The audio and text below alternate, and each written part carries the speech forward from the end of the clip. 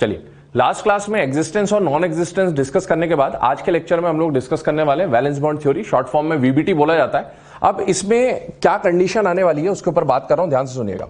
अभी तक एक्चुअल में केमिकल बॉन्डिंग में मैंने आपको बोला था हम लोग थ्योरी वाइज चलेंगे, पहले कोई सी थ्योरी आएगी, फिर उसके ड्रॉबैक्स आएंगे, फिर नई थ्योरी आएगी, फिर उसके ड्रॉबैक्स आएंगे एंड सो ऑन।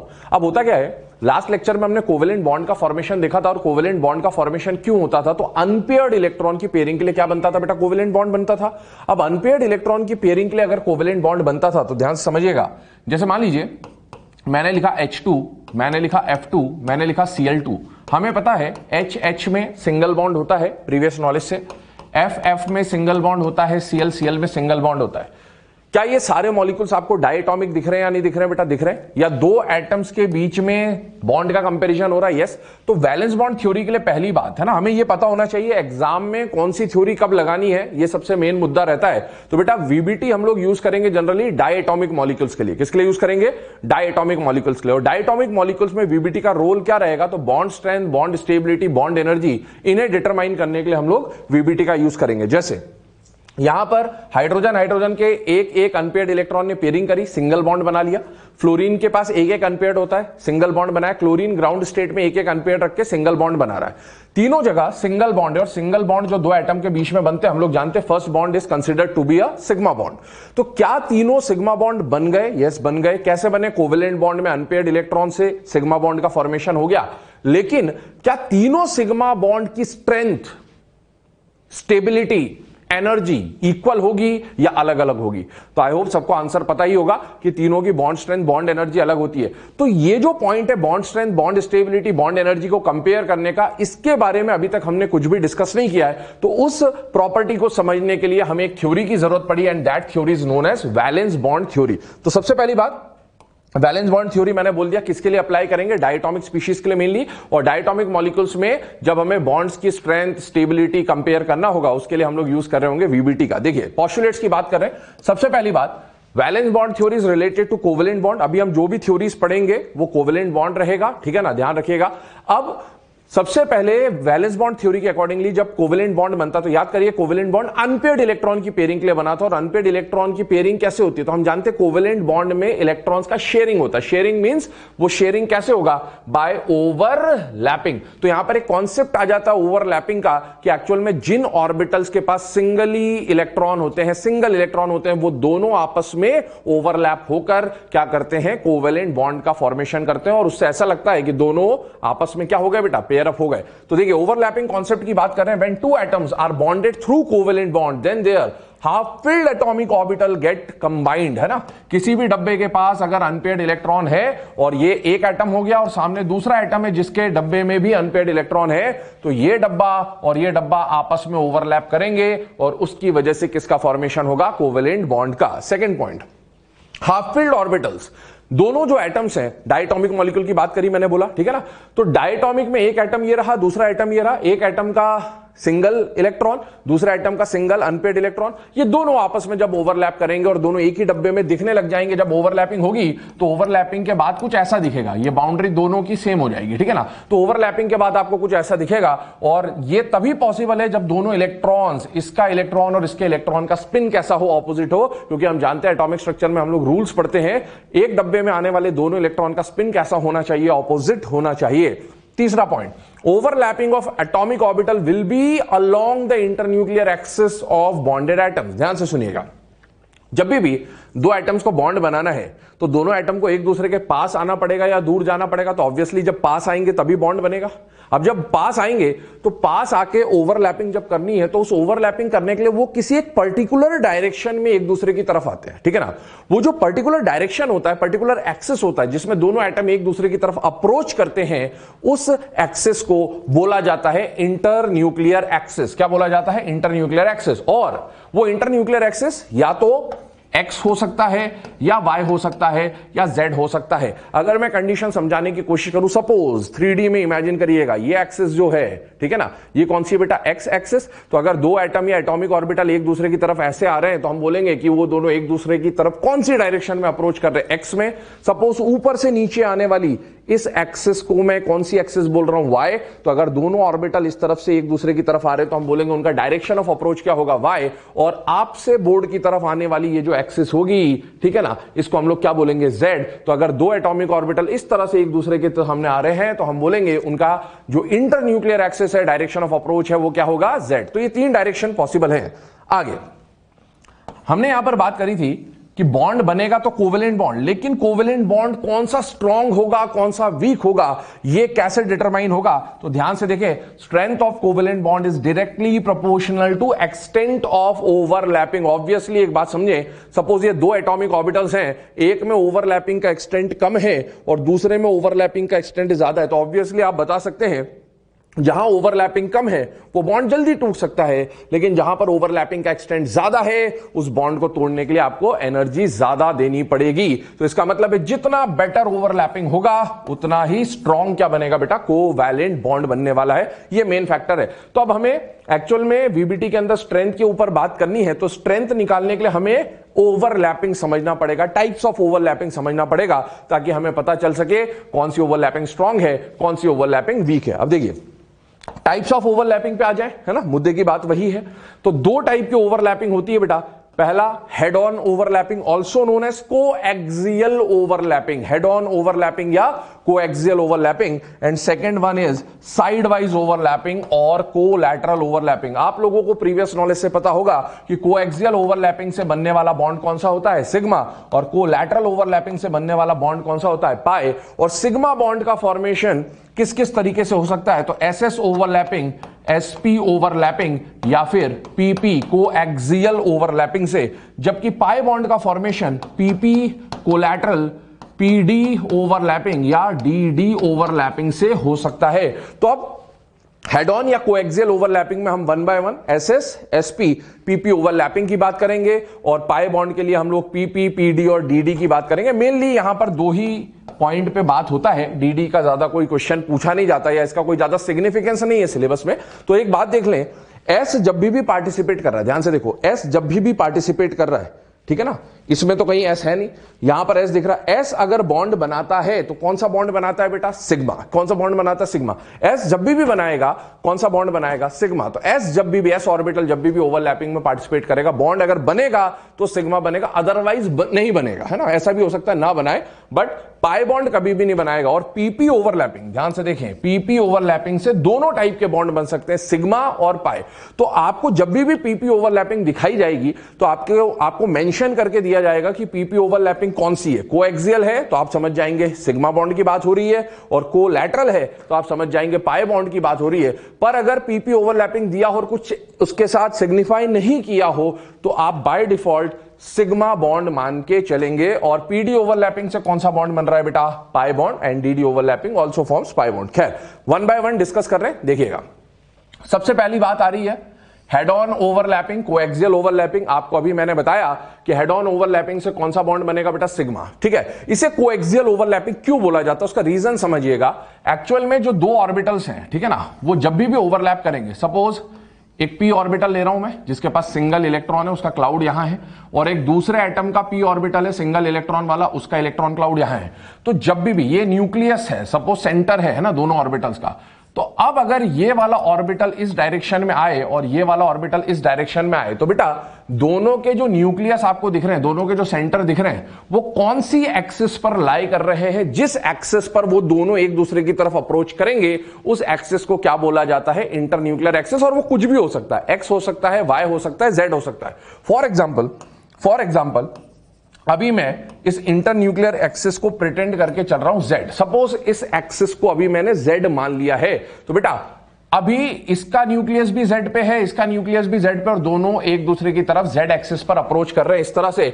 जब ये ओवरलैपिंग होगी तो ओवरलैपिंग के बाद ये दोनों एक दूसरे से क्या हो जाएंगे बेटा, ओवरलैप हो जाएंगे। तो आप देखिए ओवरलैपिंग के बाद जो इलेक्ट्रॉन की डेंसिटी है वो आपको कहां दिख रही है? इंटर न्यूक्लियर एक्सिस पर दिख रही है, इंटर न्यूक्लियर एक्सिस पर दिख रही है। और जब भी electron cloud inter nuclear axis पर आ जाए, इस तरह की ओवरलैपिंग को क्या बोलते हैं? कोएक्सियल ओवरलैपिंग या फिर हेड ऑन ओवरलैपिंग। देखें, atomic orbital overlap head to head along the internuclear axis. Along the internuclear axis मतलब ऑन द एक्सिस ओवरलैपिंग होनी चाहिए। और इससे कौन सा बॉन्ड बनेगा बेटा? सिग्मा। टाइप्स पे आ रहे हैं, इंटरन्यूक्लियर एक्सिस कुछ भी ले सकते हैं।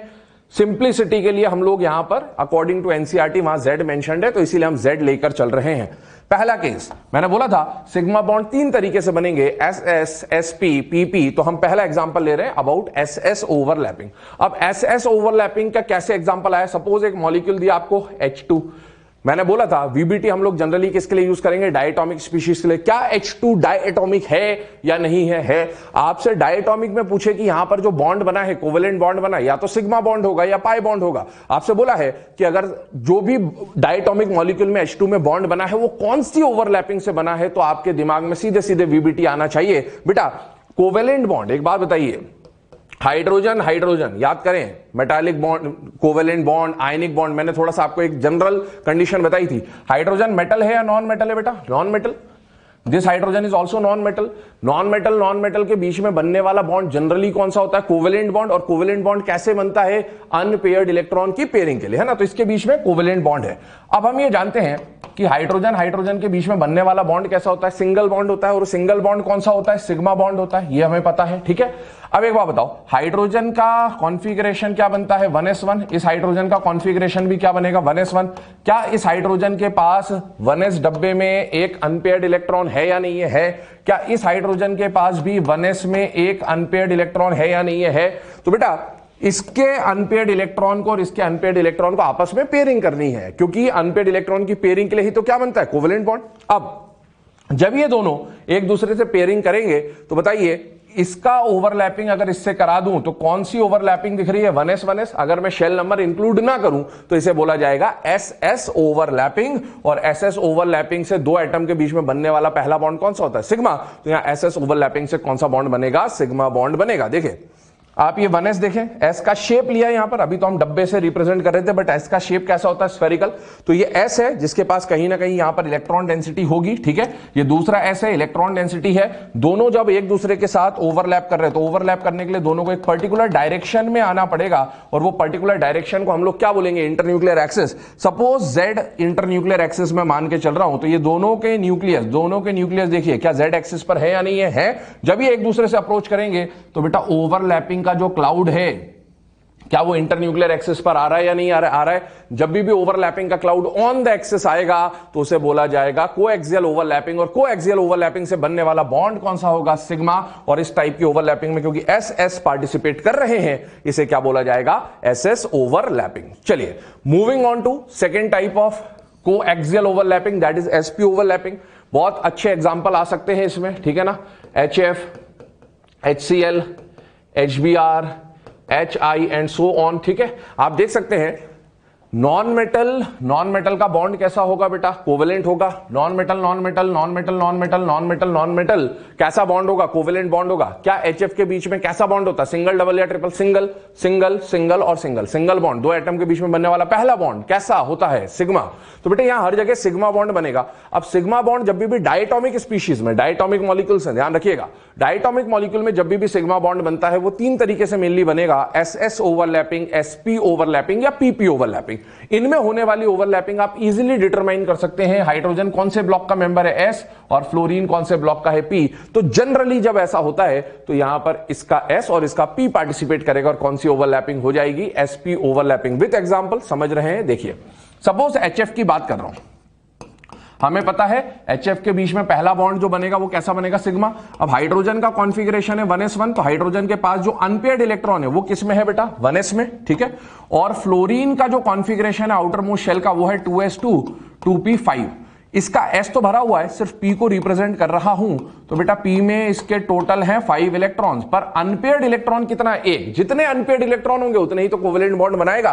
बेटा इसका अनपेयर्ड S में है या 2p में है, तो ये 2p है, तो बेटा इसका P और इसका S आपस में ओवरलैप कर रहे हैं। S का शेप कैसा? स्फेरिकल। P का शेप कैसा? डम्बेल। अभी मैंने इंटर न्यूक्लियर एक्सिस कौन सी मान के चली है? Z। तो सपोज ये PZ है, सपोज ये PZ है, तो क्या होने वाला है कि इस PZ में यहां इलेक्ट्रॉन क्लाउड है, इस S में यहां इलेक्ट्रॉन क्लाउड है, और दोनों का जो ओवरलैपिंग होने वाला है वो इंटर न्यूक्लियर एक्सिस पे होने वाला है, और दोनों का न्यूक्लियस आप देख सकते हो, दोनों का सेंटर आप देख सकते हो इस Z एक्सिस पे लाई कर रहा है। तो यहां पर होने वाली ओवरलैपिंग को हम बोलेंगे sp ओवरलैपिंग, या SPZ अगर लिखना चाहें तो SPZ ओवरलैपिंग बोल सकते हैं, बट हम sp ओवरलैपिंग ही बोलेंगे। और यहां से बनने वाला बॉन्ड कौन सा बनेगा? सिग्मा बॉन्ड बनेगा।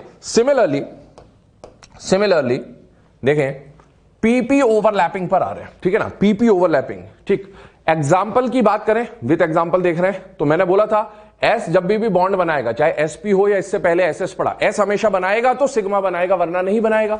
P कैसा भी बना सकता है, सिग्मा भी बनाता है, पाई भी बनाता है, बट अभी हम कोएक्सियल ओवरलैपिंग की बात कर रहे हैं, मतलब हम सिग्मा बॉन्ड की बात कर रहे हैं। सपोज है ना, Z एक्सिस को इंटर न्यूक्लियर माना है, तो सपोज ये Z एक्सिस है, इसका सेंटर न्यूक्लियस, इसका सेंटर न्यूक्लियस Z पर लाई कर रहा है, और दोनों ऐसे डायरेक्शन में एक दूसरे की तरफ आ रहे हैं। सपोज यहां पर एक इलेक्ट्रॉन डेंसिटी है, यहां भी इलेक्ट्रॉन डेंसिटी, जब दोनों ओवरलैप करेंगे तो ओवरलैप्ड रीजन यहां आएगा, और इलेक्ट्रॉन डेंसिटी जो है क्या वो ऑन द एक्सिस लाई कर रही है? यस। इस तरह की ओवरलैपिंग को बोलते हैं कोएक्सियल ओवरलैपिंग, और इससे बनने वाला बॉन्ड कौन सा बनेगा? सिग्मा। एक एग्जांपल आपको दे रखा है F2, बहुत सारे एग्जांपल हो सकते हैं इसके भी, F2, Cl2, Br2, इस तरह से कभी पूछा जाए कि कैसा ओवरलैपिंग है, तो इनमें PP ओवरलैपिंग मिलेगा। चेक करिए, क्या VBT डायटोमिक स्पीशीज के लिए लगाना है? यस। तो ये डायटोमिक, डायटोमिक, डायटोमिक, और डायटोमिक में हम जानते हैं फ्लोरीन फ्लोरीन का कैसा बॉन्ड होता है? सिंगल, या क्लोरीन क्लोरीन सिंगल, या ब्रोमीन ब्रोमीन सिंगल।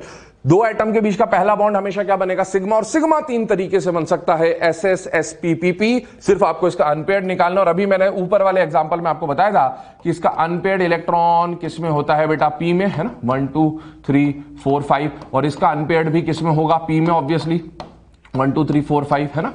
तो ये अनपेयर्ड P और P आपस में ओवरलैप कर जाएंगे, और PP ओवरलैपिंग बन जाएगी, और बनने वाला बॉन्ड सिग्मा है, तो इसे हम बोलेंगे PP कोएक्सियल ओवरलैपिंग। चलिए, ये तो बात हुई सिग्मा बॉन्ड के फॉर्मेशन के बारे में।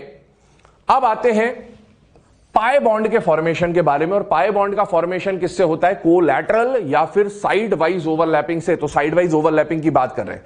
मेनली साइड वाइज ओवरलैपिंग में तीन टाइप होते हैं, एक तो PP ओवरलैपिंग होगा, एक PD ओवरलैपिंग होगा, एक DD ओवरलैपिंग होगा, but exam point of view PP overlapping और PD ओवरलैपिंग मोर इंपॉर्टेंट है। एग्जाम में आपने कई बार ऐसे क्वेश्चन सुने होंगे, पी पाई बॉन्ड। तो PP ओवरलैपिंग से जब पाई बॉन्ड बनता है तो उसे पी पाई बॉन्ड बोलते हैं, और D पाई या फिर P पाई D पाई, तो जब P और D की ओवरलैपिंग से पाई बॉन्ड बनता है तो उसे P पाई D पाई बॉन्ड कहा जाता है। Atomic orbital overlap side by side along the internuclear axis. खास बात समझिएगा, सपोज ये Z एक्सिस है और मैं P के ऑर्बिटल समझा रहा हूं आपको, ठीक है ना। ये ऑर्बिटल जो Z पे लाई कर रहा है डंबल शेप का, तो इसको क्या बोलेंगे बेटा? PZ। और सपोज ये वाली जो एक्सिस है ये Y एक्सिस है, ठीक है। तो ये जो P का ऑर्बिटल डंबल बनाया है ये क्या बना बेटा? PY। तो this is PZ and this is PY, ठीक है। ये तो एक एटम के अंदर के दो ऑर्बिटल है, ठीक है। इसी तरीके से दूसरे एटम के अंदर भी PZ और PY है ना। PZ, ये रहा PZ, और ये क्या है बेटा? PY, ठीक है। अब क्या होने वाला है, दोनों के जो न्यूक्लियस है, दोनों के जो सेंटर है, वो किसी एक डायरेक्शन में आ सकते हैं। सपोज ऐसे आ सकते हैं, ऐसे आ सकते हैं और ऐसे आ सकते हैं, बट बोर्ड पे समझाने के लिए ये प्लेन ज्यादा सुटेबल है। तो दोनों अगर एक दूसरे की तरफ इस डायरेक्शन में अप्रोच कर रहे हैं, तो बेटा अभी दोनों का न्यूक्लियस कौन सी एक्सिस पे लाई कर रहा है? Z पर, मतलब अभी इंटर न्यूक्लियर एक्सिस क्या बन गया? Z। अब जब ये दोनों एक दूसरे की तरफ आएंगे तो आप खुद इमेजिन करिए, पहले PY टकराएंगे या पहले PZ और PZ टकराएंगे? तो ऑब्वियसली PZ पहले PZ से टकराएगा, और ये जो दोनों टकराएंगे ये अलोंग द एक्सिस टकराएंगे, और अलोंग द एक्सिस कौन सा बॉन्ड बन जाएगा? सिग्मा। जब ये एक दूसरे के पास आते जाएंगे और ओवरलैपिंग शुरू होगी, जब ये बाउंड्री से ओवरलैप होना चालू हो जाएगी, तो आफ्टर सम टाइम, मैं डायग्राम चेंज कर रहा हूं, ध्यान से देखिएगा, आफ्टर सम टाइम जब ये खसक के यहां आ गया तो ये डायग्राम कुछ इस तरह का बन जाएगा, ऐसा। अब इन दोनों में और ओवरलैपिंग बढ़ेगी तो ये लोब्स भी आपस में टकराएंगे। और ये जो ऊपर और नीचे टकरा रहे हैं ये ऑन द एक्सिस नहीं टकरा रहे, above the axis and below the axis टकरा रहे।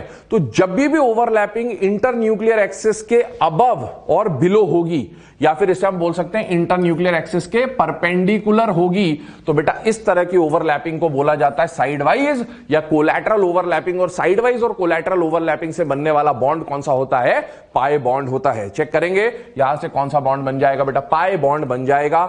अब पाई बॉन्ड बनने के लिए पहले हम लोग 3 तरह की ओवरलैपिंग बोली मैंने, जनरली 2 काम में आती है। First type is P pi bond या फिर पीपी ओवरलैपिंग से बनने वाले पाई बॉन्ड की हम लोग बात कर रहे हैं। चेक करें एग्जांपल। अब ऑब्वियसली इसका जब हम एग्जांपल लेंगे तो ऐसा डायटोमिक मॉलिक्यूल लेना पड़ेगा जिसके अंदर पाई बॉन्ड भी होता है। जैसे आप जानते हो O2 है ना, ऑक्सीजन ऑक्सीजन का डबल बॉन्ड है, तो इसमें सिग्मा बॉन्ड तो SSSP या SPP से बना होगा, और पाई बॉन्ड जो है वो या तो PP ओवरलैपिंग या PD ओवरलैपिंग या DD ओवरलैपिंग में से किसी एक से बनेगा। सिमिलरली N2 है ना, इस तरह के डायटोमिक वाले एग्जांपल आ सकते हैं। खैर, let Z be the internuclear axis. N2 example यहां पर ले रखा है। हालांकि इसमें पाई बॉन्ड के जो टाइप्स है इसके क्वेश्चन हम लोग बहुत बाद में हाइब्रिडाइजेशन के बाद में डिस्कस करेंगे, कहां पी पाई बॉन्ड है, कहां डी पाई बॉन्ड है, बट अभी हम उसका क्लासिफिकेशन एक बार देख रहे हैं। देखिए नाइट्रोजन का आउटर मोस्ट शेल कॉन्फिगरेशन सब लोग जानते हैं 2s2 2p3 होगा, तो ये 2s2 2p3 ये तो फुलफिल्ड है, तो ये तो ओवरलैपिंग में पार्टिसिपेट नहीं करेंगे। पी के पास कितने अनपेयर्ड है बेटा? 3। इस पी के पास भी कितने अनपेयर्ड है? 3। याद करें कल हमने बात करी थी नाइट्रोजन की कोवेलेंसी 3 थी ग्राउंड स्टेट में, नॉर्मल स्टेट में, क्योंकि उसके पास 3 अनपेयर्ड इलेक्ट्रॉन होते हैं। तो बेटा अब ये तीनों आपस में ओवरलैप करेंगे। px से ओवरलैप कर जाएगा, py से ओवरलैप कर जाएगा, pz से ओवरलैप कर जाएगा, लेकिन इंटरन्यूक्लियर एक्सिस कौन सी लिए? z।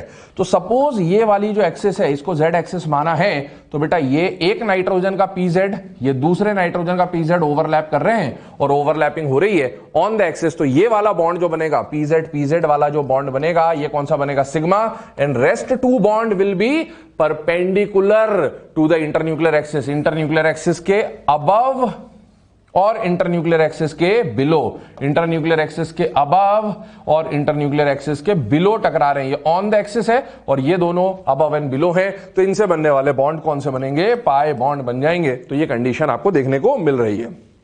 चलिए, after PP overlapping next is PD overlapping, और इससे बनने वाला बॉन्ड जो बॉन्ड होगा वो पी पाई बॉन्ड, या फिर अगर मैं डीपी पहले लिख दूं तो ये हो जाएगा D pi bond. Condition is same. चलिए, एक आपको एग्जांपल के थ्रू समझाया जा रहा है, डायग्राम के थ्रू समझाया जा रहा है, ध्यान से देखें। डी का शेप कैसा होता है बेटा? Double dumbbell. और डी एक्स वाई कहने का मतलब है अगर ये एक्स एक्सिस है और अगर ये वाई एक्सिस है तो डी एक्स वाई कैसा बनेगा? है ना, एक्सिस के बिटवीन में इसके लोब्स आते हैं, double dumbbell come in between the axis, ये डी एक्स वाई।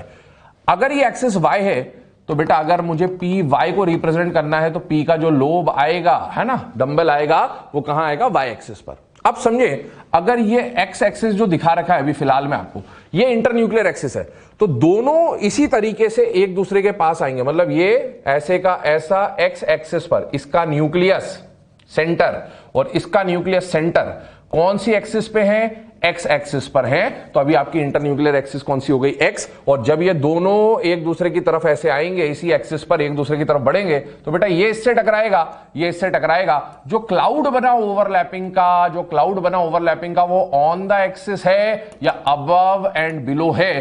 तो अबव एंड बिलो है। जब भी above and below the axis cloud आएगा तो ऐसे बॉन्ड को क्या बोला जाएगा? Pi bond. या ऐसी ओवरलैपिंग को क्या बोला जाएगा? Collateral overlapping. सेम कंडीशन यहां एक्सिस में चेंज कर दिया है। पहले इसे हमने एक्स एक्सिस माना था, अब इसको हमने क्या मान लिया है बेटा? Y axis. तो अब देखो, इसका सेंटर और इसका सेंटर कौन सी एक्सिस पे लाई कर रहा है? वाई पर। जिस एक्सिस पर दोनों न्यूक्लियस लाई करें उसे हम बोलते हैं इंटरन्यूक्लियर एक्सिस। तो इस बार हमारी इंटरन्यूक्लियर एक्सिस कौन सी हो गई है? वाई। और इस एक्सिस को हमने क्या मान लिया है बेटा? एक्स। ठीक है, तो ये dxy बन गया। मतलब x एक्सिस और y एक्सिस के इन बिटवीन अगर लोब्स लाई कर रहे हैं तो इसे बोला जाएगा dxy। और इस बार में dxy का ओवरलैप किससे कराने वाला हूं? p के x से। तो बेटा x एक्सिस ये है, तो ये बन जाएगा आपका px। अब आपको दोनों न्यूक्लियस को ऐसे ही रखकर एक दूसरे के पास लाना है। ये इससे ओवरलैप करेगा, ये इससे ओवरलैप करेगा, बट इस बार इंटरन्यूक्लियर एक्सिस कौन सी है? y। पहले इससे पहले इंटरन्यूक्लियर एक्सिस कौन सी थी, एक्स, है ना। तो इस बार इंटरन्यूक्लियर एक्सिस वाई पर ओवरलैपिंग हो रही है और ओवरलैपिंग का जो क्लाउड आएगा वो यहां आएगा क्योंकि यही टकराएंगे, और ओवरलैपिंग का क्लाउड ऑन द एक्सिस नहीं है, अबव एंड बिलो है, and above and below the axis वाले एक ओवरलैपिंग को क्या बोला जाएगा, कोलैटरल या साइडवाइज, और इससे बनने वाला बॉन्ड अगेन कौन सा होगा, पाई बॉन्ड। और पाई बॉन्ड बनने में जो ऑर्बिटल पार्टिसिपेट कर रहे हैं, एक डी है एक पी है, इसीलिए इस पाई बॉन्ड को बोला जाएगा डी पाई पी पाई बॉन्ड। चलिए लास्ट टाइप का जो पाई बॉन्ड बनता है, हालांकि ज्यादा यूज नहीं आता बट फिर भी डिस्कस कर रहे हैं, that is D D overlapping. Diagram देखें आप, सपोज ये एक्स एक्सिस है, कौन सी, ऊपर से नीचे, है ना, यहां वाई लिखा है बट इसको एक्स कंसीडर करें, मिस्टेक है यहां, ये एक्स एक्सिस है, ठीक है, ऊपर से नीचे, और ये वाली जो एक्सिस है ये हमने कौन सी मानी है बेटा, वाई एक्सिस। तो ये डी एक्स वाई हो गया, ये भी डी एक्स वाई हो गया, मतलब वाई और एक्स के बीच में लोब बने हैं, y और x के बीच में लोब बने dxy। दोनों का सेंटर देखिए, दोनों का न्यूक्लियस देखिए, कौन सी एक्सिस पर लाई कर रहा है, x। इधर देखें जो सेंटर और सेंटर है दोनों कौन सी एक्सिस पे लाई कर रहे हैं बेटा, y पर। तो इंटर न्यूक्लियर एक्सिस कौन सा हो गया, y।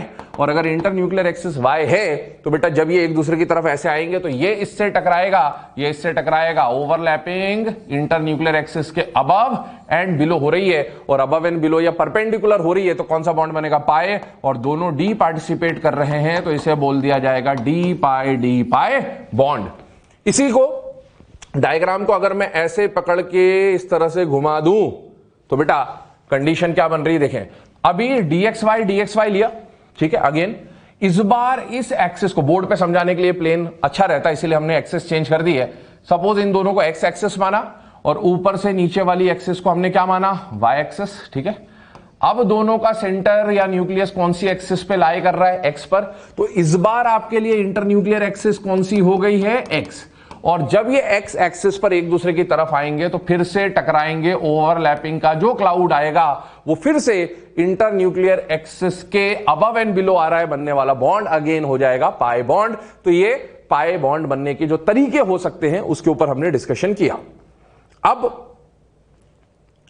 एक पूरा चार्ट आपके सामने है, आपसे एग्जाम में कई बार ऐसे क्वेश्चन पूछता है कि कौन से ऑर्बिटल किस इंटर न्यूक्लियर एक्सिस पर, INA stands for inter nuclear axis, XYZ कुछ भी हो सकता है, ओवरलैप करें तो कौन से टाइप का बॉन्ड बनेगा, ठीक है। अब इस पे जो क्वेश्चन बनते हैं ना बेटा, किस किस टाइप के क्वेश्चन बनेंगे ध्यान से सुनिएगा, ठीक है।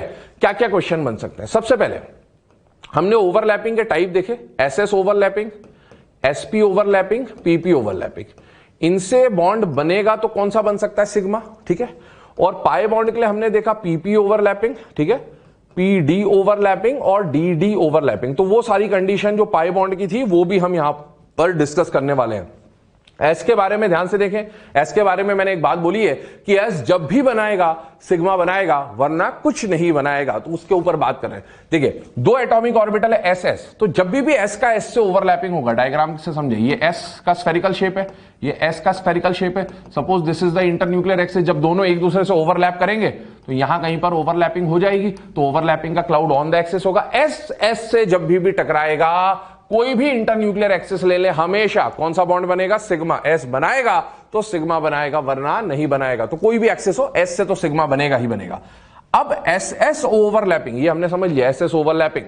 अब हम एस एस ओवरलैपिंग के बाद एसपी ओवरलैपिंग के केसेस पढ़ेंगे। जैसे पी में एक्स हो सकता है, वाई हो सकता है, जेड हो सकता है, SP SP SP SP SP, मतलब यहां से 2 to 7 वाले जो केसेस हैं ये सब एसपी ओवरलैपिंग को डिफाइन कर रहे हैं। एसपी ओवरलैपिंग से अगर बनेगा तो कौन सा बॉन्ड बनेगा, सिग्मा, वरना नहीं बनेगा, क्योंकि एस जब भी बनाएगा या तो सिग्मा बनाएगा या नहीं बनाएगा। और यहां पर इंटरन्यूक्लियर एक्सिस हम चेंज करते जा रहे हैं और पी के ऑर्बिटल्स भी चेंज करते जा रहे हैं। ध्यान से सुनिए, सपोज इस एक्सिस को मैंने क्या माना बेटा, एक्स एक्सिस, ठीक है। तो पी एक्स का जो डायग्राम बनेगा, पी एक्स का जो डायग्राम बनेगा वो ऐसा बनेगा, ये है एक्स एक्सिस, तो ये पी एक्स बन गया, और एस के साथ ओवरलैपिंग करानी है तो एस का न्यूक्लियस, क्योंकि हमारी इंटरन्यूक्लियर एक्सिस अभी कौन सी है, एक्स, तो बेटा इसका न्यूक्लियस और इसका न्यूक्लियस कौन सी एक्सिस पर लाई करना चाहिए, एक्स पर। और जब ये दोनों एक दूसरे की तरफ आएंगे तो बेटा यहां पर electron density on the axis टकराएगी और बनने वाला बॉन्ड कौन सा होगा, सिग्मा। सीधा सा कॉन्सेप्ट है, जब भी एसपी ओवरलैपिंग हो, जब भी एसपी ओवरलैपिंग हो, पी के साथ जो एक्सिस दिख रही है अगर वही इंटरन्यूक्लियर एक्सिस हो तो कौन सा बॉन्ड बनेगा? सिग्मा। जब भी sp ओवरलैपिंग हो p के साथ जो एक्सिस है, अगर वही इंटरन्यूक्लियर एक्सिस है, कौन सा बॉन्ड बनेगा? सिग्मा। जब भी sp ओवरलैपिंग हो p के साथ जो एक्सिस है, अगर वही इंटरन्यूक्लियर एक्सिस हुई तो कौन सा बॉन्ड बनेगा? सिग्मा। अब इसके रिवर्स, sp ओवरलैपिंग यहां भी है, sp ओवरलैपिंग यहां भी है, बस डिफरेंस क्या है? यहां इंटरन्यूक्लियर एक्सिस कौन सी थी? जो यहां आपको दिख रहा था, x और x। यहां पर क्या दिख रहा है? x। उसके अलावा जब भी sp ओवरलैपिंग हो, जो p के साथ एक्सिस है, अगर वही इंटरन्यूक्लियर एक्सिस है, कौन सा बॉन्ड बनेगा? सिग्मा। लेकिन जब sp ओवरलैपिंग हो, p के साथ जो एक्सिस है उसके अलावा कोई एक्सेस आ जाए, बॉन्डिंग इज नॉट पॉसिबल, क्योंकि इस केस में नोड से नोड टकरा जाता है और नोड से नोड टकराने का मतलब है बॉन्डिंग नहीं हो पाती है। फॉर एग्जाम्पल, सपोज ये S लिया, ठीक है ना, और एक्सिस कैसी, ये मान लीजिए मैंने क्या लिया? px, है ना, ये S हो गया, S और px समझा रहा हूं, और कौन सी एक्सिस पे समझा रहा हूं? सपोज z एक्सिस पे। z एक्सिस को क्या माने? बाहर से अंदर की तरफ, आपकी तरफ से बोर्ड की तरफ आने वाली ये जो एक्सिस है, इसको z मान रहा हूं। बेटा इसका न्यूक्लियस और इसका न्यूक्लियस कहां आना चाहिए? z पर। मतलब इसको यहां रखा, इस p ऑर्बिटल को सपोज ऐसा मान ले, और इसका सेंटर जो है p का, वो इस पेन के साथ इस तरह से आएगा। जब ऐसा आएगा तो जब ये दोनों एक दूसरे की तरफ ऐसे आएंगे तो बेटा लास्ट में ये डायग्राम इस तरह से बनेगा, और कौन टकरा जाएगा? नोड से नोड। नोड से नोड टकराने का मतलब there will be no bond formation, तो बेटा नॉट पॉसिबल। सीधा सा ट्रिक है, sp ओवरलैपिंग की जब भी बात हो, p के साथ जो एक्सिस, अगर उसके अलावा वाली एक्सिस है, नो बॉन्डिंग। sp ओवरलैपिंग है, p के साथ जो एक्सिस है उसके अलावा एक्सिस दिख जाए, नो बॉन्डिंग। तो ये कंडीशन बन के आती है। अब देखें, S ने बनाया तो कौन सा बॉन्ड बनाया? सिग्मा। sp ओवरलैपिंग देखें, sp ओवरलैपिंग से क्या बनता है? सिग्मा। तो इन 3 sp ओवरलैपिंग से सिग्मा बना, और बाकी 3 sp ओवरलैपिंग से कोई बॉन्ड नहीं बना। तो S ने जब भी बनाया है, यहां तक S के केसेस है, S ने जब भी बनाया है सिग्मा बनाया है, वरना नहीं बनाया। S कभी भी पाई बॉन्ड नहीं बनाएगा। अब आते हैं pp ओवरलैपिंग में। अब pp ओवरलैपिंग से सिग्मा बॉन्ड भी बनता है और pp ओवरलैपिंग से पाई बॉन्ड भी बनता है। तो अब इसमें थोड़ा ध्यान रखिए, चेक करिएगा। सबसे पहली बात, दो p ऑर्बिटल तभी ओवरलैप कर सकते हैं जब दोनों p सेम ओरिएंटेशन के हो। मतलब px px से ही ओवरलैप कर सकता है, py py से ही ओवरलैप कर सकता है, pz pz से ही ओवरलैप कर सकता है। कभी आप सोचें कि एक px का ओवरलैप एक py से करा दूं तो ये कभी भी पॉसिबल नहीं होगा, क्योंकि दोनों के एक्सेस ही अलग हैं, तो दोनों ओवरलैप नहीं कर सकते। तो ध्यान रखें, दो p तभी ओवरलैप करेंगे, pp ओवरलैपिंग तभी होगी जब दोनों p का ओरिएंटेशन क्या हो? सेम। अब देखो, px अगर x पे आए, है ना, इसका डायग्राम समझिए। Suppose this is the X axis, तो ये एक px हो गया, दूसरा px भी इसी एक्सिस पे आएगा, और दोनों एक दूसरे की तरफ इस और इस डायरेक्शन में आए, तो बेटा ओवरलैपिंग यहां पर होती हुई दिखेगी, और ये ओवरलैपिंग कैसी होगी? On the axis. तो इस ओवरलैपिंग से बनने वाला बॉन्ड क्या बनेगा? सिग्मा। तो पीपी ओवरलैपिंग की कंडीशन समझिएगा, पीपी में दोनों पी सेम हो और सेम ही इंटरन्यूक्लियर एक्सिस हो, कौन सा बॉन्ड बनेगा? सिग्मा।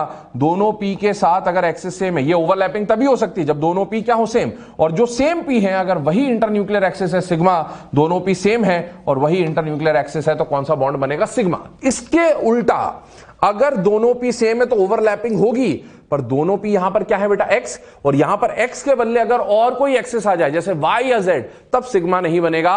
तब कौन सा बॉन्ड बनेगा बेटा? यहां पर पाई बॉन्ड का फॉर्मेशन होगा। चेक करिएगा, px px, ठीक है। दो p तभी ओवरलैप कर सकते हैं जब दोनों p सेम हो, दो p तभी ओवरलैप कर सकते हैं जब दोनों p सेम हो। क्या यहां 14 वाले केस को देखिए, क्या दोनों पी सेम है? नहीं। तो आप कहीं से भी ले आए इनको, इनके बीच में बॉन्डिंग पॉसिबल नहीं होगी, क्योंकि दोनों का ओरिएंटेशन ही अलग है, दोनों के एक्सिस ही अलग है, ओवरलैप नहीं कर सकते। दोनों पी सेम, कॉमन एक्सिस कौन सी है? एक्स। पर आप देखो इंटरन्यूक्लियर एक्सिस क्या दी है? वाई या जेड। तो एक्स के अलावा अगर यहां एक्सिस दिख गई, कॉमन के अलावा दिख गई, कौन सा बॉन्ड बन जाएगा? पाई। दोनों पी सेम है, लेकिन यहां वाई नहीं है इंटरन्यूक्लियर एक्सिस, वाई के अलावा वाली एक्सिस है पाई बॉन्ड। दोनों पी सेम है, जेड है, पर वाई जेड के अलावा वाली इंटरन्यूक्लियर एक्सिस है, कौन सा बॉन्ड बनेगा? पाई। इसका ओरिएंटेशन डायग्राम समझते हैं। Suppose this is X axis और दिस इज वाई एक्सिस, तो बेटा ये बन गया P Y, this is X, ठीक है, ये बन गया पी वाई, ठीक है। अब देखो पी वाई को इंटरन्यूक्लियर क्या मान के चल रहा हूं? एक्स, है ना। इस एक्स एक्सिस को मैंने क्या माना? इंटरन्यूक्लियर। इंटरन्यूक्लियर क्यों माना है? क्योंकि दोनों का न्यूक्लियस कहां लाई कर रहा है? एक्स पे। जब ये दोनों एक दूसरे की तरफ ऐसे आए, कौन से डायरेक्शन में आए? एक इधर आ रहा है, एक इधर आ रहा है, तो दोनों आए तो ये इससे टकराएगा, ये इससे टकराएगा, कौन सा बॉन्ड मिल जाएगा इंटरन्यूक्लियर एक्सिस के अबव एंड बिलो वाला, वो बॉन्ड कौन सा होता है, पाई। तो इन तीनों पी में कौन सा बॉन्ड मिल रहा है, पाई। तो देखें पीपी ओवरलैपिंग से पाई बॉन्ड भी मिल रहा है, और इससे पहले हमने देखा था केस नंबर जो 10, 9, 8 थे कि पीपी ओवरलैपिंग से सिग्मा बॉन्ड भी मिल रहा था। नेक्स्ट 15th वाला केस देखें, पीजेड डीजेड स्क्वायर, कौन सी ओवरलैपिंग है, पीडी ओवरलैपिंग है, कौन सा बॉन्ड बन रहा है, सिग्मा बॉन्ड बन रहा है। हमने सिग्मा बॉन्ड के लिए एसएस एसपी पीपी की बात करी थी, पीडी से भी सिग्मा बॉन्ड बनता है, बट ये बहुत रेयर कंडीशंस में होता है, तो हम लोग इसके ऊपर डिस्कशन कर रहे हैं। देखें क्या डायग्राम बनेगा, suppose this is the Z axis और इंटरन्यूक्लियर एक्सिस भी कौन सी है, जेड, तो इसी पे न्यूक्लियस आएगा।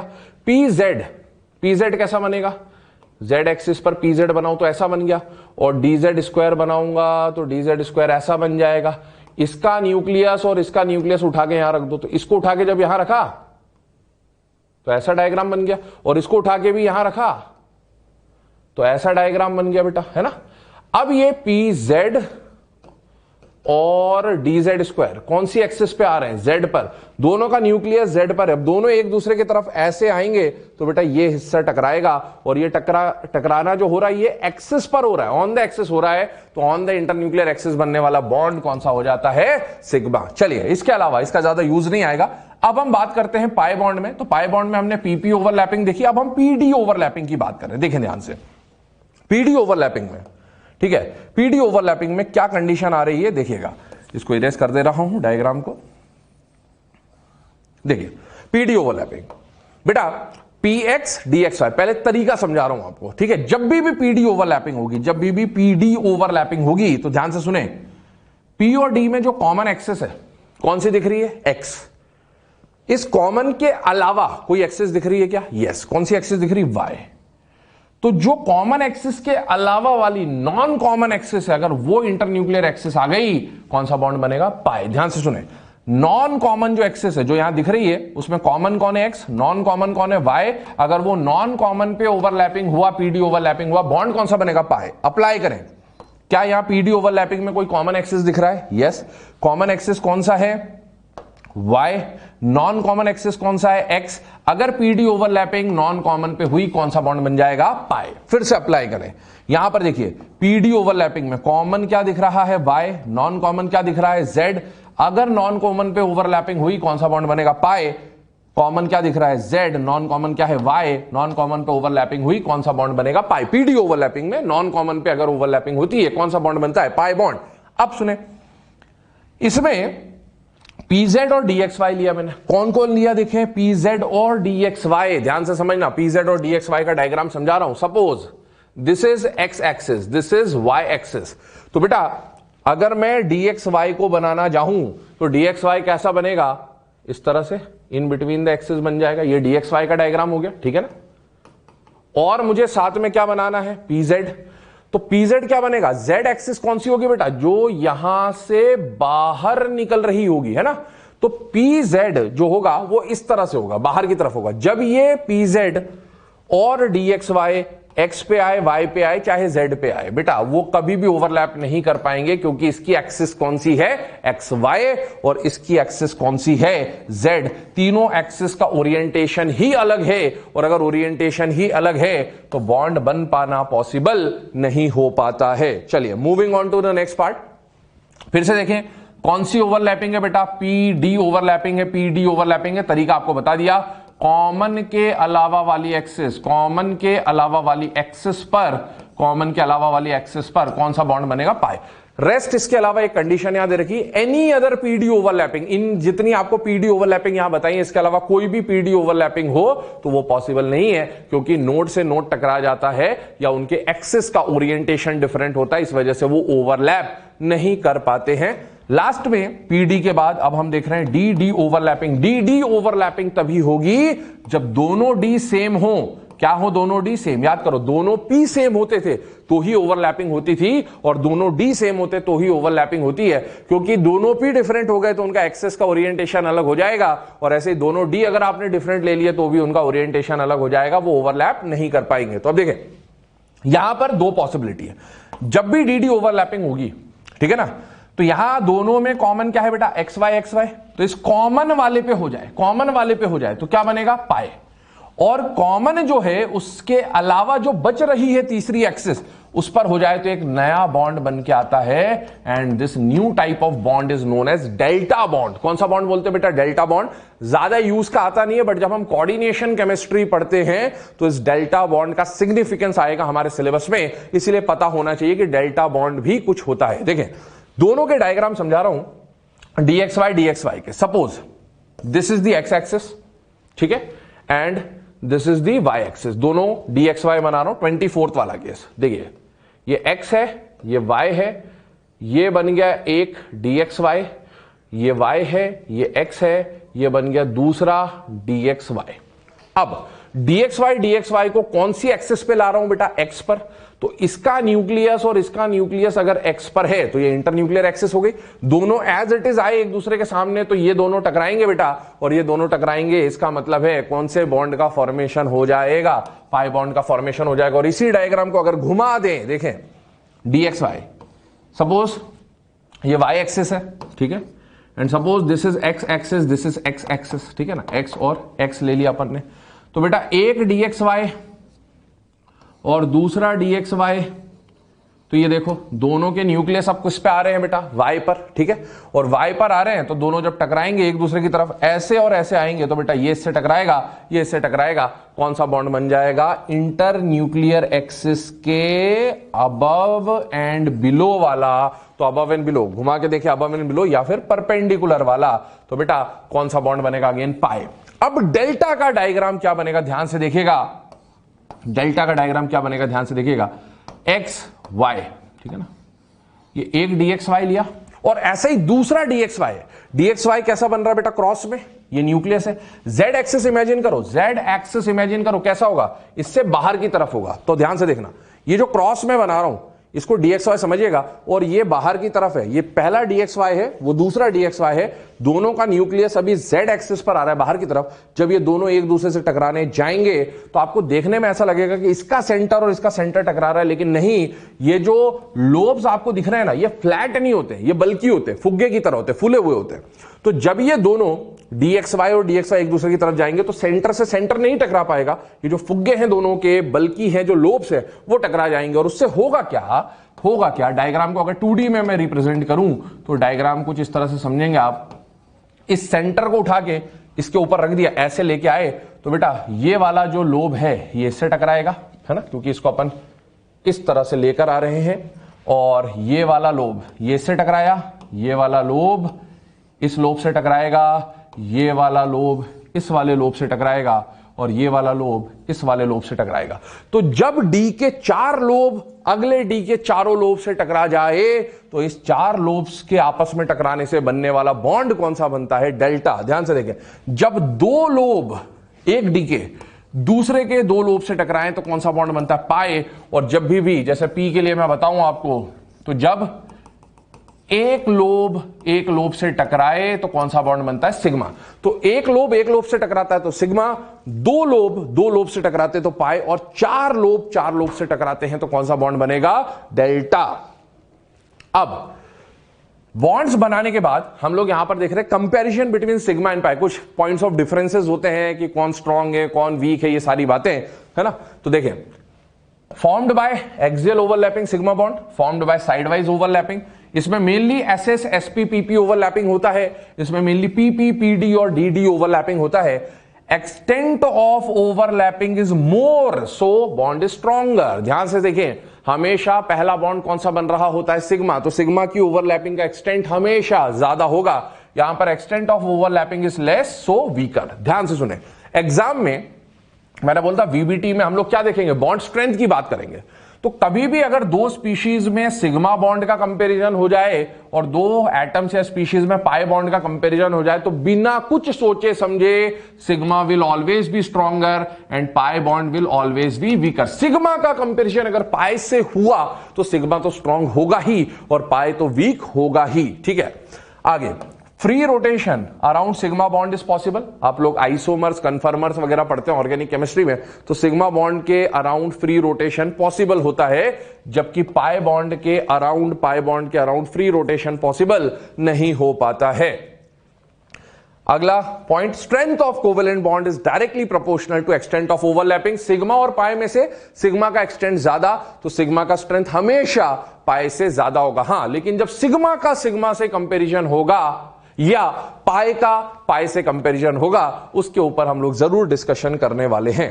देखिएगा, पहला कुछ क्वेश्चन यहां पर देख रहे हैं, number of sigma and pi bonds present in, ठीक है, एक मॉलिक्यूल आपको दे रखा, ऑर्गेनिक में जनरली आप करते हैं, तो यहां सिग्मा और पाई बॉन्ड कंपेयर करना है। तो बेसिकली ये कंडेंस्ड फॉर्मूला आपको दे रखा है, इसको आप पूरा एक्सपांड कर लेंगे तो आपको पता है कि ये स्ट्रक्चर कुछ इस तरह से बन जाएगा, CH3 CH double bond CH single bond C triple bond CH, ये स्ट्रक्चर कुछ इस तरह से बन के आ जाएगा।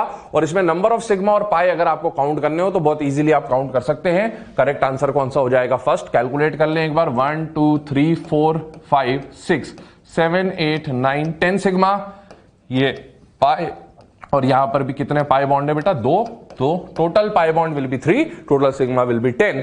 इसके अलावा PP overlapping will be observed in molecules. ध्यान रखिएगा, SS SP और PP वाले जो सिग्मा बॉन्ड होते हैं वो सिग्मा बॉन्ड केवल किसमें मिलते हैं, डायएटॉमिक मॉलिक्यूल्स में। अब आप देखो, हाइड्रोजन, हाइड्रोजन लिखने का मतलब हाइड्रोजन मॉलिक्यूल की बात कर रहा है, H2, क्या ये डायएटॉमिक है? यस। हाइड्रोजन ब्रोमाइड HBr डायएटॉमिक है, हाइड्रोजन क्लोराइड HCl डायएटॉमिक है, क्लोरीन मॉलिक्यूल Cl2 डायएटॉमिक है। इसमें भी हम जानते हैं HH का सिग्मा बॉन्ड होता है, HBr का सिग्मा बॉन्ड होता है, HCl का सिग्मा बॉन्ड होता है, ClCl का सिग्मा बॉन्ड होता है, चारों जगह सिग्मा बॉन्ड है। जब भी डायटॉमिक में सिग्मा बॉन्ड बनेगा, डायटॉमिक में सिग्मा बॉन्ड बनेगा, वो या तो SS SP या PP ओवरलैपिंग से बनेगा। हम लोग जानते हैं HH के अनपेयर्ड इलेक्ट्रॉन SS में होते हैं, तो यहां होने वाली ओवरलैपिंग SS है, एक S ब्लॉक एक P ब्लॉक, एक S ब्लॉक एक P ब्लॉक, तो यहां होने वाली ओवरलैपिंग SP SP होती है। यहां दोनों ClCl P ब्लॉक के हैं, तो ये दोनों में PP ओवरलैपिंग आपको देखने को मिलेगी, तो answer will be D। Moving on to the next part, ध्यान से सुने इसे, factors affecting overlapping and bond strength. बहुत ध्यान से, मैंने आपको बोला VBT से हम लोग क्या निकालेंगे, बॉन्ड स्ट्रेंथ निकालेंगे। अब एक बात सुनना, 3 तरह के कंपैरिजन देखने को मिलेंगे। सिग्मा का कंपैरिजन पाई से हो जाए तो इसमें कोई प्रॉब्लम नहीं है, sigma will always be stronger and pi will always be weaker.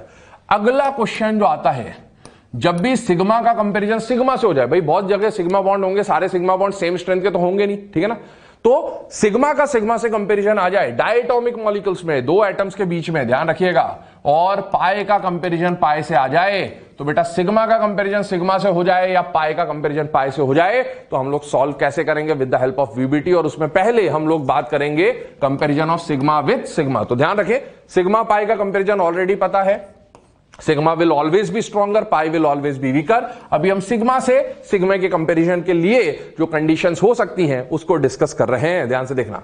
सबसे पहला फैक्टर जो आपको देखना होगा, that will be shell number. कौन सा फैक्टर आएगा बेटा, शेल नंबर। शेल नंबर का मतलब है n, प्रिंसिपल क्वांटम नंबर अलग हो जाए। एक बात बताइए, 2 एटम्स हैं, डायटॉमिक की बात हो रही है, 2 एटम्स हैं, इनके शेल नंबर कम है, तो इंटरन्यूक्लियर डिस्टेंस कम है, बॉन्ड बना हुआ है, कोवेलेंट बॉन्ड बना हुआ है। अगर मैं एटम्स का शेल नंबर बढ़ा दूं तो क्या इंटरन्यूक्लियर डिस्टेंस बढ़ जाएगा? यस। तो जैसे जैसे शेल नंबर बढ़ेगा, दोनों एटम जो पास होने थे शेल नंबर बढ़ने के साथ, दोनों का साइज बल्कि हो जाएगा, दोनों के न्यूक्लियस एक दूसरे से दूर चले जाएंगे। तो शेल नंबर बढ़ने से, साइज बढ़ने से इंटरन्यूक्लियर डिस्टेंस बढ़ेगा, दोनों एटम दूर जाएंगे, और अगर एटम में दूरियां बढ़ेंगी बेटा, तो इसका मतलब है उनके बीच का स्ट्रेंथ, बॉन्डिंग वीक होती जाएगी। इसका मतलब है बॉन्ड स्ट्रेंथ क्या हो जाएगा, डिक्रीज होगा। तो जैसे जैसे शेल नंबर बढ़ेगा, एटम्स दूर जाएंगे, इंटरन्यूक्लियर डिस्टेंस बढ़ेगा, बॉन्ड स्ट्रेंथ कम होती जाएगी। फॉर एग्जाम्पल, सपोज आपको 2 एटम्स दिए गए हैं ना, कोई भी ऐसे मॉलिक्यूल जो डायटॉमिक टाइप के हों, 2 एटम के टाइप के हों, और उसमें पहला एटम का शेल नंबर 2, दूसरे का भी शेल नंबर 2, फिर दूसरा एक मॉलिक्यूल दिया 3 शेल नंबर वाला, 4 शेल नंबर वाला, 5 शेल नंबर वाला। तो इनमें आप देखें, यहां पर ये जो डैश दिख रहा है, ये क्या रिप्रेजेंट कर रहा है बेटा, कोवेलेंट बॉन्ड। क्या रिप्रेजेंट कर रहा है, कोवेलेंट बॉन्ड, और दोनों के बीच में सिंगल बॉन्ड, मतलब 2 एटम के बीच में सिग्मा बॉन्ड का कंपैरिजन, सिग्मा बॉन्ड का कंपैरिजन, सिग्मा बॉन्ड का कंपैरिजन और सिग्मा बॉन्ड का कंपैरिजन, क्योंकि पहला बॉन्ड जो बनता है वो सिग्मा होता है। तो जब भी डायटॉमिक स्पीशीज में सिग्मा का कंपैरिजन सिग्मा से होगा। आपको जो थ्योरी यूज करनी है वो कौन सी होगी? Valence bond theory. और वैलेंस बॉन्ड थ्योरी का पहला फैक्टर है शेल नंबर। क्या लेफ्ट टू राइट जाने पर शेल नंबर इंक्रीज हो रहा है? यस, शेल नंबर इंक्रीज होगा, इंटरन्यूक्लियर डिस्टेंस बढ़ेगा, बॉन्ड स्ट्रेंथ कम होती जाएगी। मतलब इनमें जो स्ट्रेंथ का ऑर्डर आएगा, सबसे मैक्सिमम स्ट्रेंथ का 2-2 वाला बॉन्ड होगा और शेल नंबर 5-5 का बॉन्ड वीक हो जाएगा। ध्यान रखना, ये कब है? जब सिग्मा का कंपैरिजन सिग्मा से हो। लेकिन सिग्मा पाई में, सिग्मा कोई से भी शेल नंबर हो, ये शेल नंबर सिग्मा पाई में वर्क नहीं करेगा, सिग्मा सिग्मा में या पाई पाई में वर्क करेगा। लेकिन सिग्मा पाई में sigma always stronger than pi bond. चलिए मूव कर रहे हैं नेक्स्ट पॉइंट पे। कई बार क्या होगा, जो पिछला फैक्टर हमने देखा कि शेल नंबर चेंज हो रहे हो, तो जिसका शेल नंबर ज्यादा वो बॉन्ड वीक हो जाएगा क्योंकि इंटरन्यूक्लियर डिस्टेंस बढ़ जाएगा। अब यहां पर हम बात कर रहे हैं, कई बार ऐसे क्वेश्चंस आएंगे जहां पर शेल नंबर क्या हो जाएंगे? सेम। सपोज एक डायटॉमिक मॉलिक्यूल आपको दिया, ठीक है, और यहां पर एक और डायटॉमिक मॉलिक्यूल दिया और दोनों का शेल नंबर क्या मिल गया? इक्वल। अगर शेल नंबर अलग होते तो हम लोग शेल नंबर से सॉल्व कर लेते, बट शेल नंबर सेम हो जाए तो फिर हमारे पास सब शेल या ऑर्बिटल्स भी हैं। तो सेकंड जो फैक्टर हम लोग देखेंगे वो होगा डायरेक्शनल नेचर ऑफ सबशेल्स। पर ध्यान रखें, जो पिछला शेल या ये जो सबशेल की हम बात कर रहे हैं ना, ये जनरली कब काम में आते हैं? जब एग्जाम में आपको इस तरह से 1, 2, 3, 4 या एसपीडीएफ में दिए हो, जब एटम्स आ जाएंगे HF, HCl, HBr, तो उनमें शेल नंबर तो काम आएगा। साथ ही साथ एक बहुत इंपॉर्टेंट फैक्टर आता है, that is lone pair repulsion, जो इसके बाद हम लोग डिस्कस कर रहे होंगे। पर उससे पहले देखें, 4 सबशेल्स होते हैं एसपीडीएफ, है ना। क्वांटम नंबर्स वगैरह आपने पढ़े, एटॉमिक स्ट्रक्चर पढ़ा, आपको इतना आइडिया होगा। S is non directional. Non directional क्योंकि स्फेरिकल होता है। स्फेरिकल होने का मतलब है तीनों एक्सिस पर उसका कंट्रीब्यूशन इक्वल होता है, तो उसे हम लोग क्या बोलते हैं? Non directional. जबकि पीडीएफ, याद करो, पी के साथ क्या कोई एक्सेस मेंशन की जाती है या नहीं की जाती? की जाती है। डी और एफ के साथ भी एक्सेस मेंशन की जाती है, एस के साथ कोई एक्सेस मेंशन नहीं करते हैं, क्योंकि एस नॉन डायरेक्शनल है, किसी एक पर्टिकुलर एक्सेस पर नहीं है। जबकि पी एक्स का मतलब है इसका ओरिएंटेशन केवल एक्स पे होगा, पी वाई का मतलब है वाई पे होगा, पी जेड का मतलब है जेड पे होगा। मतलब इनमें डायरेक्शन का इंपॉर्टेंस है, इसीलिए इन्हें बोला जाएगा डायरेक्शनल, एस को बोला जाएगा नॉन डायरेक्शनल। और ज्यादातर केसेस में देखा गया है कि जब नॉन डायरेक्शनल और नॉन डायरेक्शनल की ओवरलैपिंग होती है तो ये वीक होती है, क्योंकि इसमें ओवरलैपिंग का एक्सटेंट कम देखने को मिलता है। और डायरेक्शनल में क्योंकि सारा इलेक्ट्रॉन डेंसिटी एक पर्टिकुलर डायरेक्शन में ओरिएंटेड होता है, तो ओवरलैपिंग बेटर होती है डायरेक्शनल वाले केसेस में। तो देखें, एस कैसा है, डायरेक्शनल या नॉन डायरेक्शनल? तो this is non directional. SP overlapping हो सकती है। सिग्मा बॉन्ड की बात कर रहा हूं, सिग्मा से सिग्मा का कंपैरिजन कर रहे हैं, 2 एटम के बीच में सिग्मा बॉन्ड, 2 एटम के बीच में सिग्मा बॉन्ड, 2 एटम के बीच में सिग्मा बॉन्ड। जब भी डायटॉमिक मॉलिक्यूल में सिग्मा का कंपैरिजन सिग्मा से होगा, क्या यूज करना पड़ेगा? वीबीटी। और बेटा यहां पर देखें, नॉन डायरेक्शनल, पहले तो शेल नंबर देख लो, शेल नंबर यहां भी 2-2 है, शेल नंबर यहां भी 2-2 है, शेल नंबर यहां भी 2-2 है। तो पिछला जो फर्स्ट फैक्टर था शेल नंबर, वो काम नहीं आएगा। पर अब सब शेल पे आ रहे हैं नॉन डायरेक्शनल, और यहां पर दोनों पी ऑर्बिटल इन्वॉल्व है, मतलब दोनों कैसे हो जाएंगे? डायरेक्शनल। तो बेटा नॉन डायरेक्शनल में इलेक्ट्रॉन डेंसिटी एक पर्टिकुलर डायरेक्शन में नहीं होती है, तो ओवरलैपिंग वीक। और पी वाले जैसे जैसे डायरेक्शनल नेचर बढ़ेगा, इलेक्ट्रॉन की डेंसिटी एक पर्टिकुलर एक्सिस पर डायरेक्शन में कंसंट्रेटेड होगी, तो ओवरलैपिंग बेटर होगा, स्ट्रॉन्ग बॉन्ड बनेगा। इसीलिए आप देख सकते हैं कि जैसे जैसे डायरेक्शनल नेचर बढ़ रहा है, स्ट्रेंथ ऑफ बॉन्ड भी बढ़ती जा रही है। पर ध्यान रखें, ये एसपीडीएफ वाला जो डायरेक्शनल वाला फैक्टर, ये तभी लगाना है बेटा जब शेल नंबर क्या हो जाएगा? सेम। चलिए moving on to the third and the most important factor regarding bond strength, lone pair repulsion। पहली बात ध्यान से सुनना, एक क्वेश्चन लिख रहा हूं, एग्जाम में क्वेश्चन आया, which of the following bond is strongest, है ना, बॉन्ड के बारे में बात कर रहे हैं और स्ट्रॉन्गेस्ट पूछा गया, ठीक है। पहला ऑप्शन दिया 1-1 के बीच में सिग्मा बॉन्ड है ना, 2-2, 3-3, 2-3 ऐसा दिया, ठीक है। अब आपको क्या देखना है, इस बार कोई एटम दिख रहे हैं कि आपको हाइड्रोजन, फ्लोरीन, क्लोरीन नहीं, आपको क्या दिख रहे हैं? नंबर्स दिख रहे हैं, ठीक है। तो जब भी ऐसा क्वेश्चन आए, आप शेल नंबर लगा दें, ठीक है। शेल नंबर जो पहला फैक्टर है, 2 एटम के बीच में सिग्मा का कंपैरिजन करना है, सबसे पहला पॉइंट वीबीटी का लगेगा। बेटा जिसका शेल नंबर कम, उसकी बॉन्ड स्ट्रेंथ सबसे ज्यादा, ठीक है, और जिसका शेल नंबर सबसे ज्यादा, उसकी बॉन्ड स्ट्रेंथ सबसे कम। पहला तो ये केस हो गया, ठीक। दूसरा पॉइंट सुने, दूसरा पॉइंट सुने, क्या पॉइंट है? अगर मान लीजिए एग्जाम में क्वेश्चन आया which of the following bond is strongest, again option देखेंगे 2s 2s, 1s 1s, 2s 2p, और इसके अलावा दे दिया 3p 3p। ठीक है, अब आप देखो दो एटम के बीच में सिग्मा बॉन्ड, दो एटम के बीच में सिग्मा बॉन्ड, दो एटम के बीच में सिग्मा बॉन्ड, दो एटम के बीच में सिग्मा बॉन्ड। ध्यान रखना SS से तो सिग्मा बॉन्ड ही बनता है, PP से कौन सा बॉन्ड बन सकता है? सिग्मा बी और पाई बी। जब तक यहां कुछ मेंशन ना हो आप सिग्मा मान के चलेंगे। अगर को एक्सियल लिख दे तो भी सिग्मा, पर को लैटरल या साइडवाइज लिख दे तो पाई मानना, अदरवाइज आप सिग्मा ही मान के चलेंगे। अब एक बात बताओ, बॉन्ड स्ट्रेंथ के लिए सबसे पहले, अभी भी यहां पर कोई एटम मेंशन नहीं है, हाइड्रोजन फ्लोरीन क्लोरीन वगैरह, आपको 1 2 3 4 या SPDF दिया है तो फर्स्ट और सेकंड फैक्टर ही काम में आएगा। अभी ये लोन पेयर काम में नहीं आ सकता क्योंकि आपको यहां कोई एटम गिवन नहीं है, तो आप नहीं बता सकते कि उसके पास लोन पेयर होगा या नहीं होगा। बट अब इनकी अगर मैं बात करूं, यहां शेल नंबर है 2 2, पहली प्रायोरिटी हमेशा शेल नंबर को देनी है, 1 1 2 2 3 3। सबसे कम शेल नंबर कहां दिख रहा है बेटा? यहां दिख रहा है 1 1। जिसका शेल नंबर कम वो बॉन्ड स्ट्रॉन्गेस्ट हो जाएगा। ठीक है, और सबसे बड़ा शेल नंबर कहां दिख रहा है? तो यहां 3p दिख रहा है, तो ये 3 3 वाला जो बॉन्ड है ये वीकेस्ट हो जाएगा। तो this is the weakest bond और ये है स्ट्रॉन्गेस्ट बॉन्ड। इसमें चमत्कार मत दिखा देना कि सर अभी तो आपने बोला था कि SS से स्ट्रॉन्ग SP होता है, SP से स्ट्रॉन्ग PP होता है, जैसे जैसे डायरेक्शनल नेचर बढ़ेगा बॉन्ड स्ट्रेंथ बढ़ेगा। मैंने वो बोला जरूर था, पर मैंने साथ में कंडीशन बोली थी जब शेल नंबर सेम होंगे। इसका शेल नंबर 1 1 है, इसका शेल नंबर 3 3 है, दोनों के शेल नंबर सेम नहीं है। सबके शेल नंबर सेम हो तभी डायरेक्शनल नेचर देखा जाता है। अब जैसे इसकी बात करूं, ये दोनों, इसका शेल नंबर क्या है 2 2, इसका शेल नंबर क्या है 2 2। इनके लिए, इन दोनों के लिए हम लोग क्या देखेंगे? Directional nature. यहां कौन सी ओवरलैपिंग है? SS। यहां कौन सी ओवरलैपिंग है? SP।